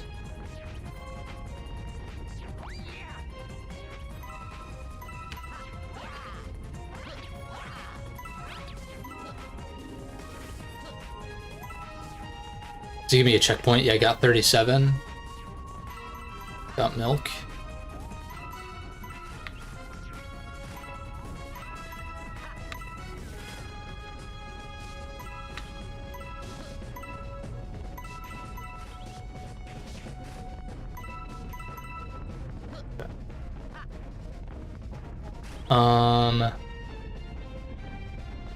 Yeah, I gotta do it this way.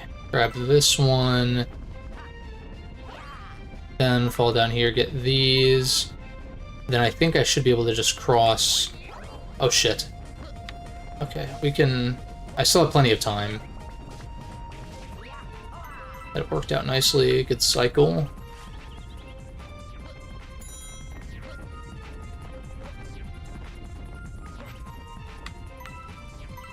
This guy's gonna tell me how many I should have. 73? I'm missing one. Oh, I see it. I'm just gonna wait for it to come back around. I think it's here. Oh, damn. Yeah, that's a little annoying. Forgot it was on, like, the center. So if I just stay on the center and go around, we'll be fine.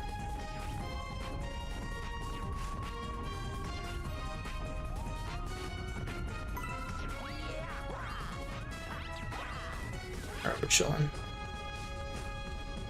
Well, not out of the woods yet, though.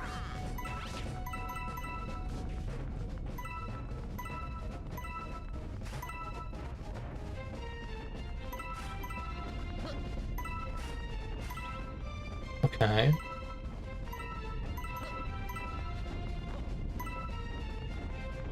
Grab this one in the center.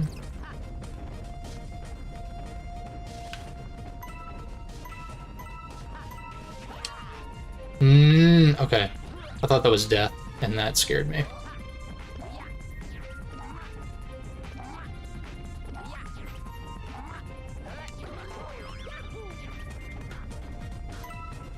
Need to get on the other side.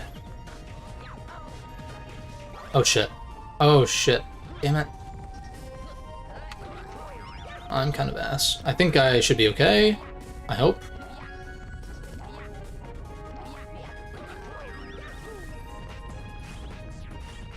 Yeah, I got a little overzealous on this. Like getting to the other side of here. Be a little more patient.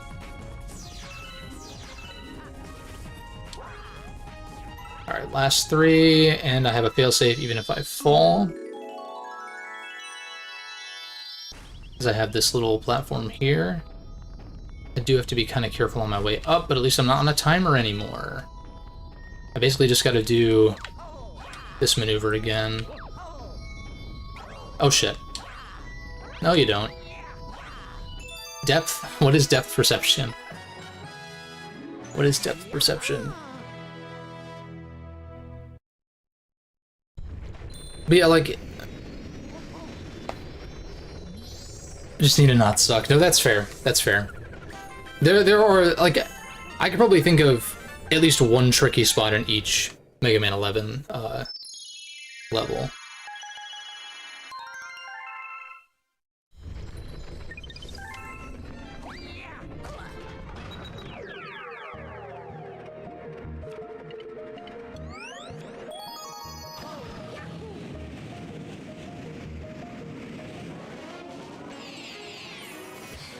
Yeah, I think the main thing to keep in mind is, like, there are some weapons that can, I feel like more so than a lot of other Mega Man titles, due in part to the different ways you can change weapons. Like, you got bumper switch, just like with Mega Man, what was it, 7 had that?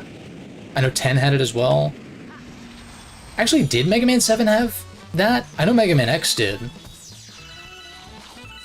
But I feel like it took a while for the classic games to, like, implement that, like using the bumpers to switch weapons without having to pause. Which is why for me, like, not that I play the classic games a ton, but whenever I would, it would be uncommon for me to, like, use the other weapons in, like, the regular levels, just because it's just, like, a tedious thing. I'd sort of rather just deal with it with a buster.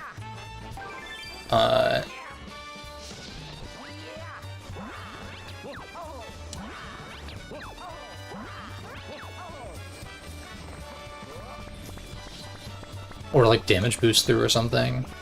But... alright, I don't have any clouds.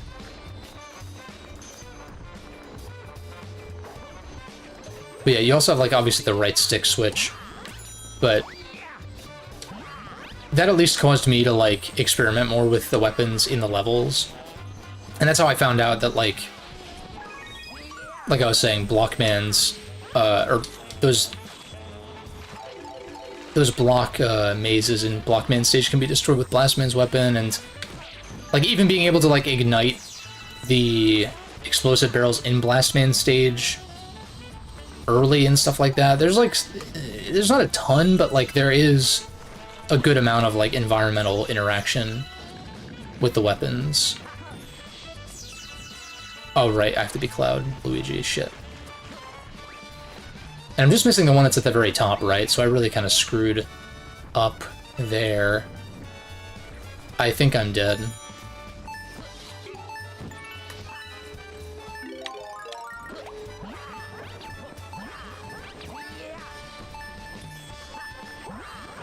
Damn.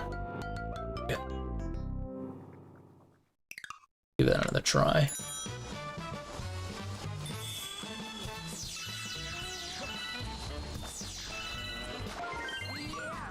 I gotta, like, not dilly-dally.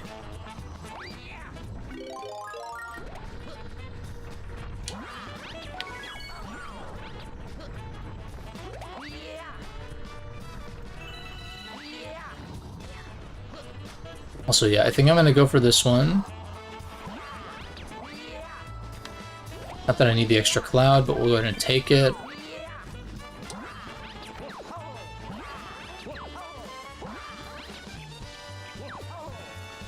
Go this way, grab the one over here, and then it's literally just going to the top.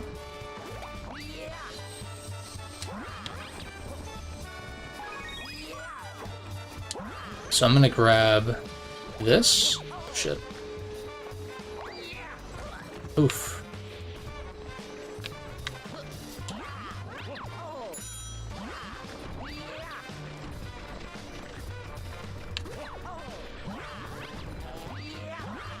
Lit. Lit.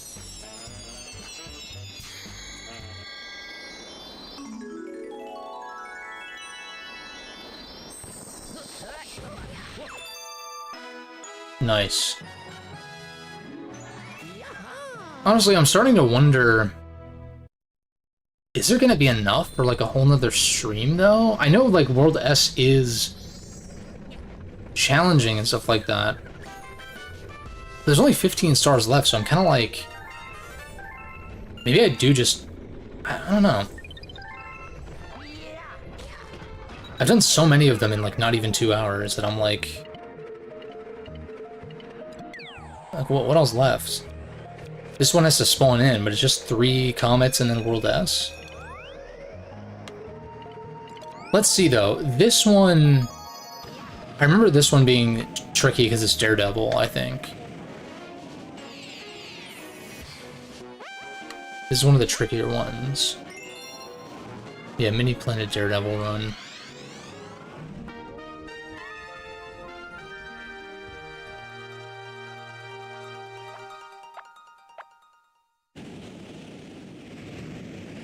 I guess it wouldn't be the worst thing if I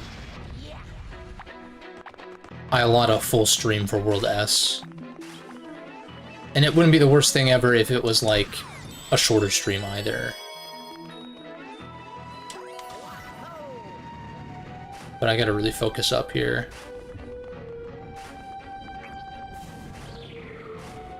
What would be really devious is if there was also a timer component, which there is thankfully not.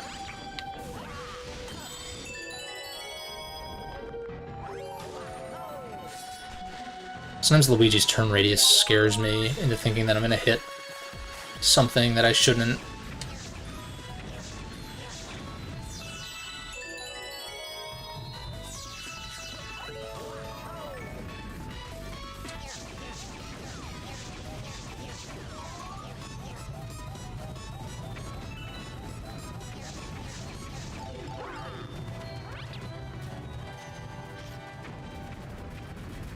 I like how these guys can only move sideways, you know, like crabs do.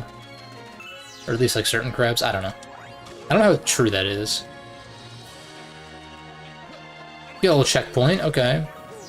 That definitely eases the nerves, but this is the harder section, I would say.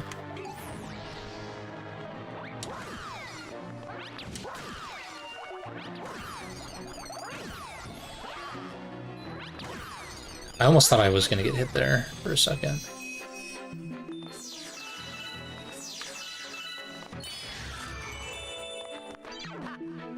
Because doesn't this end on a boss, too?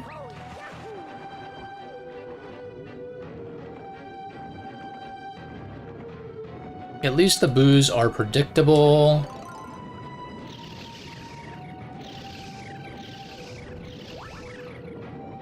I gotta be mindful though that like when if I turn towards the camera, it's not gonna hit them. Like I'm still, like you really are only moving side to side, but it's sort of like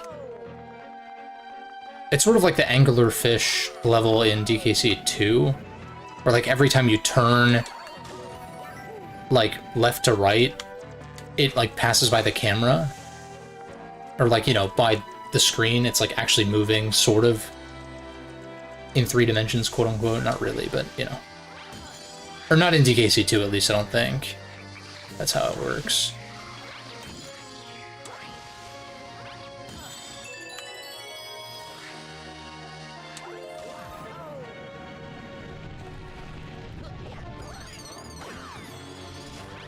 Oh shit, I almost really royally screwed that up.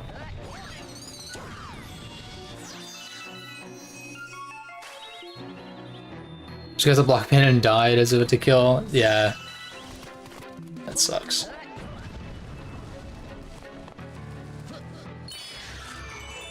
That fight is specifically tough. Like, obviously once he turns big, that shit's tough.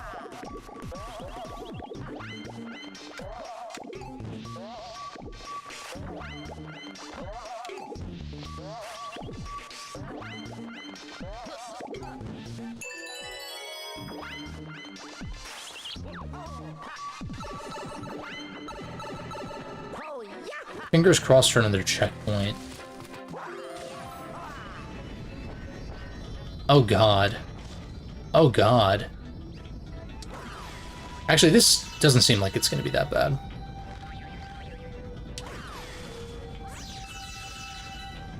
Oh shit. I almost did not, for some reason, see this one that was right here.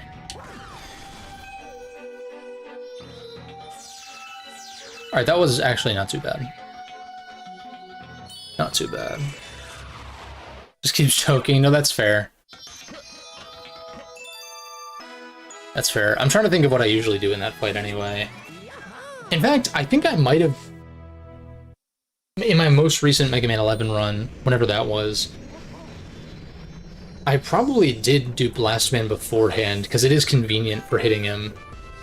Because that weapon, like, sort of latches on.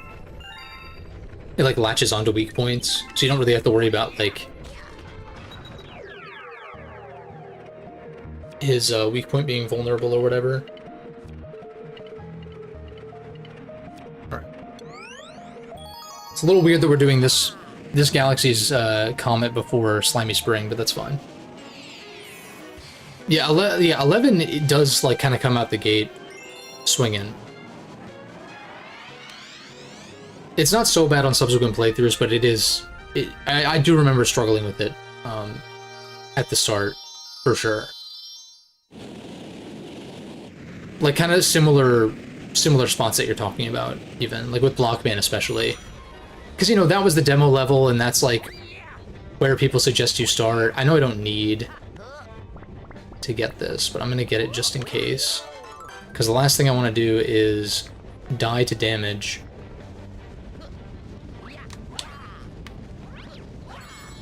Where I otherwise would have been fine.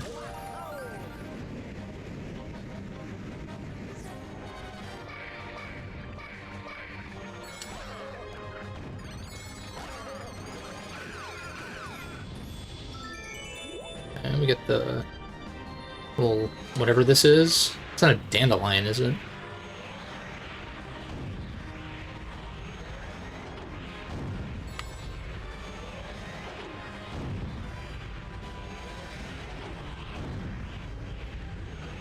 Shit. Jump out of that.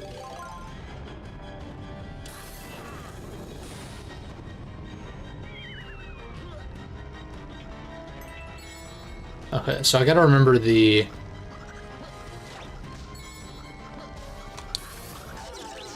What? Wait, I'm just confused because I'm like, where's the bullet bill?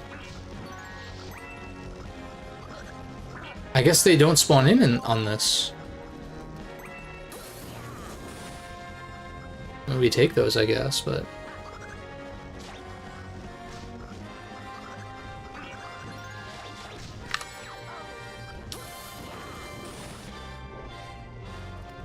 my god, I'm running really, really low on time. Thankfully, it just gives you 10 for free. But you gotta go through the entire flying animation, though.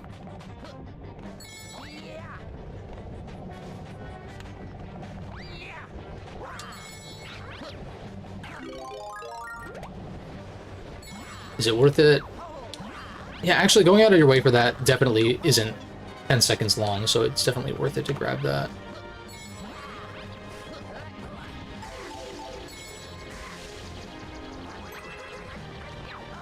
Long jump.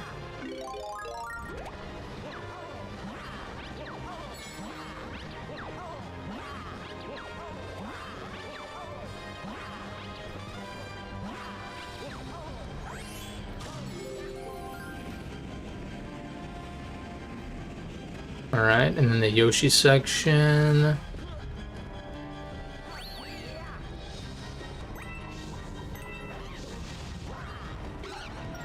Alright, that makes things a little bit easier. Gotta not die during the pepper segment. I would like this timer, thank you, as I waste more time than I otherwise would have. I'm surprised there's not a timer over there where the 1-up is.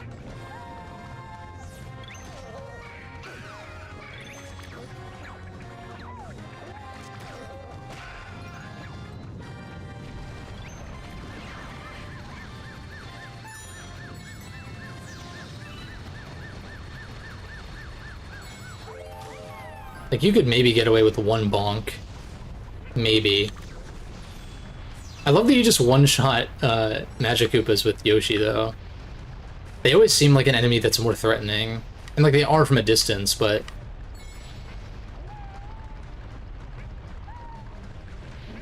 Alright, we gotta be on this side.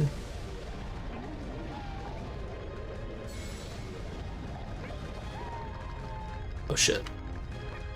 I almost really choked there, badly.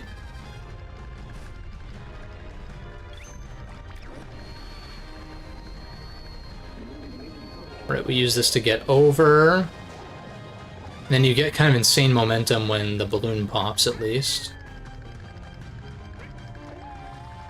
Alright, I don't need the pointer anymore, at least.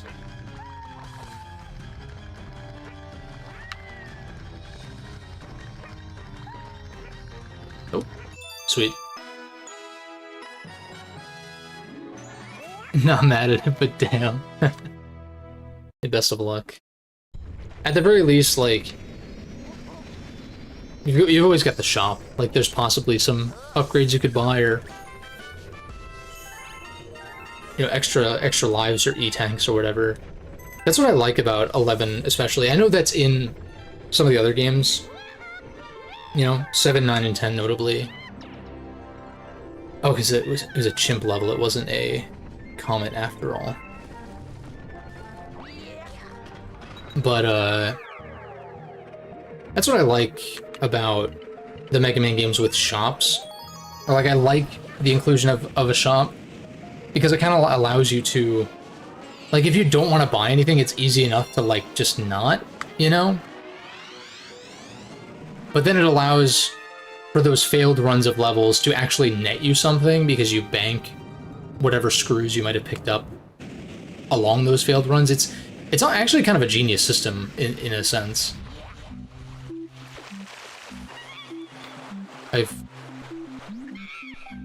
I feel like this one... Oh...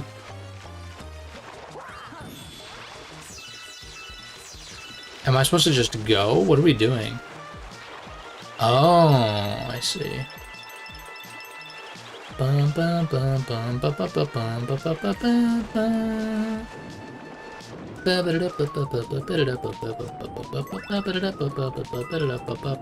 bum. Let's see if I can break through the brick wall more easily this time. Also, I cannot see what is going on for the life of me. Shit. Bruh, that was really bad.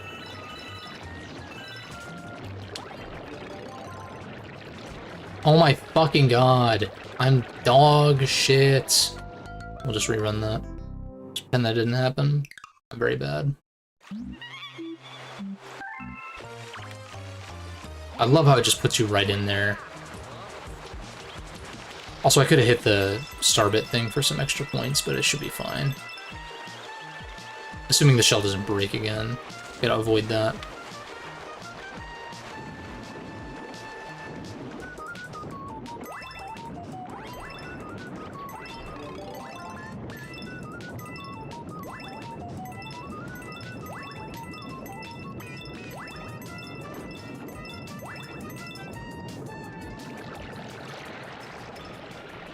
What the fuck is wrong with me, dude? Don't answer that.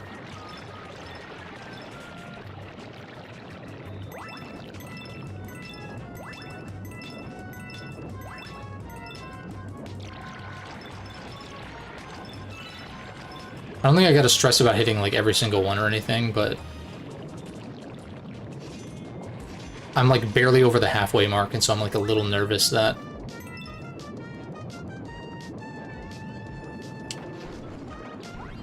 dude, just thank you. That's what I was trying to do in the first place. Thank you.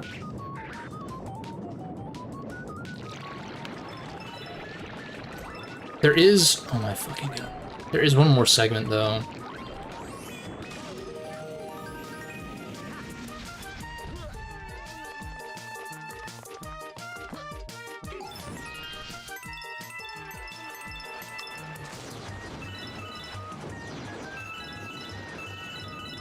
Also on a timer, of course. Like, I'm just wondering... Oh, we got all the boos here that I can kill. Of course, getting the coins would be good, but it's also, like...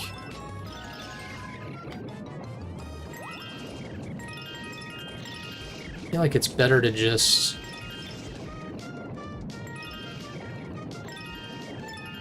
I think I'll be chilling if I just kill all the boos. And in fact, I can grab a couple extra coins if I want to, too.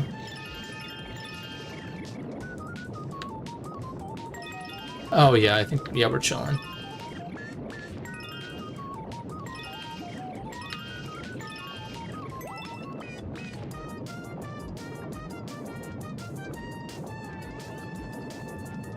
Yeah, we're super chilling. I don't even think... Turn around. I don't know if I have to reach him out here also.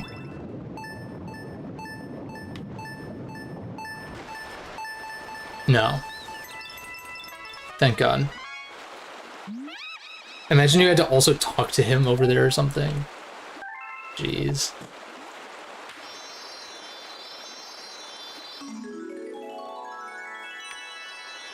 Oof. These ones always stress me out, even if the threshold is not that strict.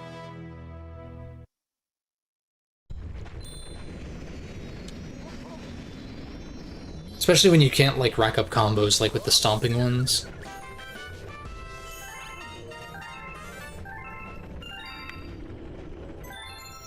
Shubba-dibba-doo-bum.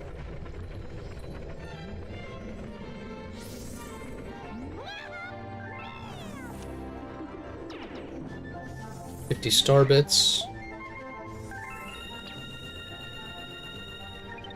I'm actually not too far off from the, was it 2,000 I need for the last Hungry Luma? Yeah, and that's all of the first 6 worlds completely done.